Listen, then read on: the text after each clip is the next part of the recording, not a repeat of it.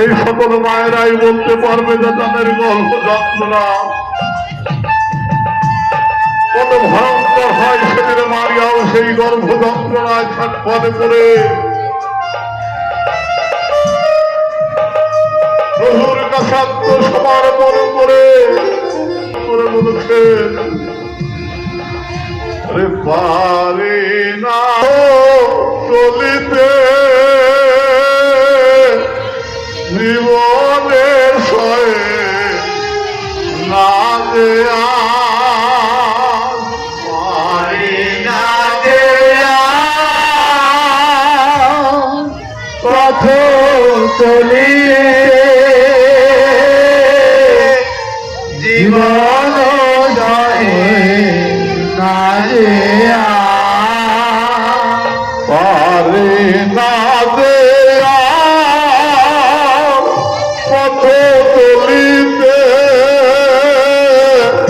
জীবনে সহে না দেয়া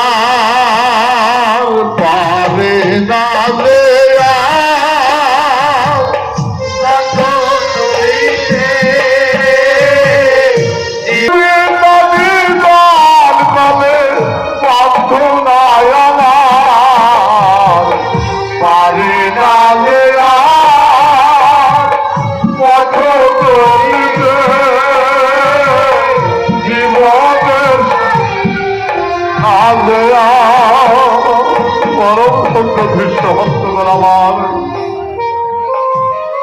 মায়ের এখানে গর্ভ যন্ত্রণা থেকে সাধু দোষে আমার ছটফট করতে লাগলেন।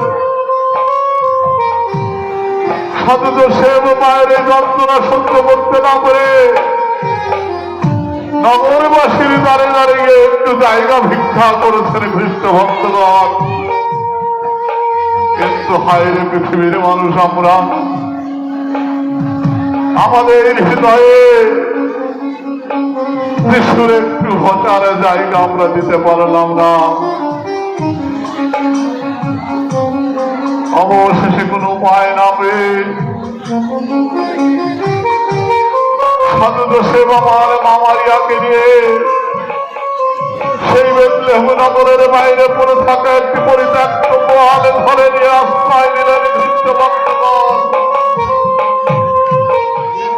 হায়রে পৃথিবীর মানুষ আমরা সেই গাব্রিয়েল দূতকে সেই প্রভু যীশু খ্রিস্টের জন্ম আমার হৃদয় দিতে পারি নাই।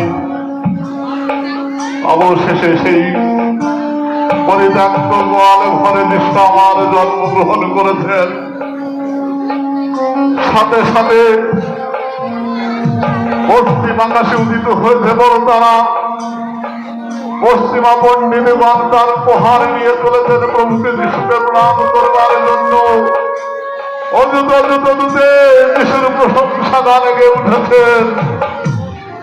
ওরে ঢাকু ঢুমঢুমা ঢুম পাল্লা বাজে আকাশের গায়, ঢুমঢুমা ঢুম পাল্লা বাজে আকাশের গায়।